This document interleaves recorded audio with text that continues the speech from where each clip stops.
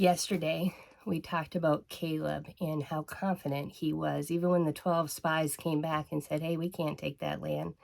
There's no way, those giants, that land is impossible. But Caleb had eyes for the impossible because he saw God and not the problem.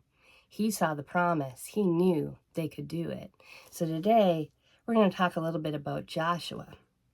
I think Joshua was in the background and he was just kind of preparing his mind for what to say. He's just kind of standing in the background, almost like accessorizing himself, preparing himself to speak, to be a spokesman for God, but he doesn't speak right away. He waits. He's kind of feeling everything out. He's hearing everybody, and he's like, man, this is not the way I thought it was going to go. And when I went in and I saw the land, it was a good land, and it's time, and I feel it. I sense it. It is time to go. We pick these grapes to remember that God is good. This land is good. Let's go. He was just kind of accessorizing himself, getting ready to get them amped up. And I love it because it's like in the quietness, he didn't allow their voices to affect him. He wasn't stirred by it. He wasn't moved by it. He wasn't like, okay, well, 10 of them don't want to go. And now all the Israelites are grumbling about it, saying this is this and that and that. No, Joshua was getting more confident. In his quietness, something was stirring, and he was becoming more confident in who God is and what he wanted to do. So it says in Numbers 14, verse 7, and they said to all the company of Israelites, the land through which we passed as scouts is an exceedingly good land.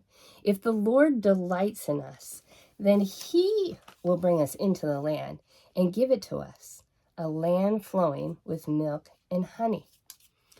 Only do not rebel against the Lord, neither fear the people of the land, for they are bread for us.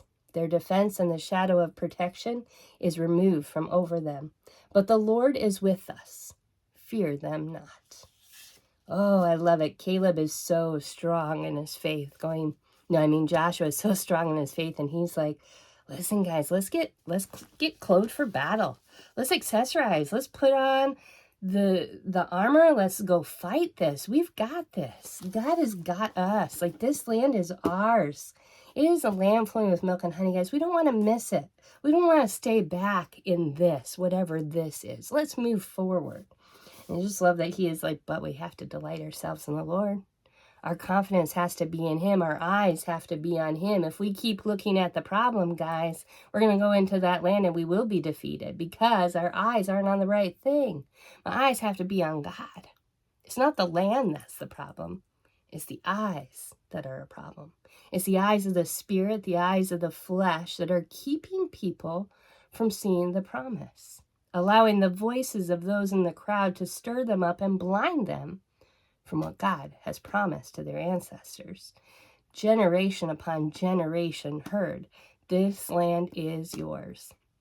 Now, not every generation was told it's time to go possess it, but this generation was told it's time to go in. It's time to go get this land.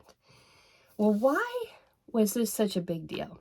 What was happening behind the scenes? Like, how is it that Moses even led them to see the problem? Why, as a leader who is known for just a humility, why did he set the spies up in this way? Let's discover that tomorrow. Let's talk a little bit about that tomorrow, because there's always something behind the scenes that we can't see, but God sees it and he knows it. And so let's talk about what set Moses up to speak the way he did to the 12 spies, which caused the 10 spies to come back in and get the Israelites' eyes on the problem, not the promise. And only Caleb and Joshua stood up and said, no, this land is ours. Let's go. What was it? We'll take a look at that tomorrow.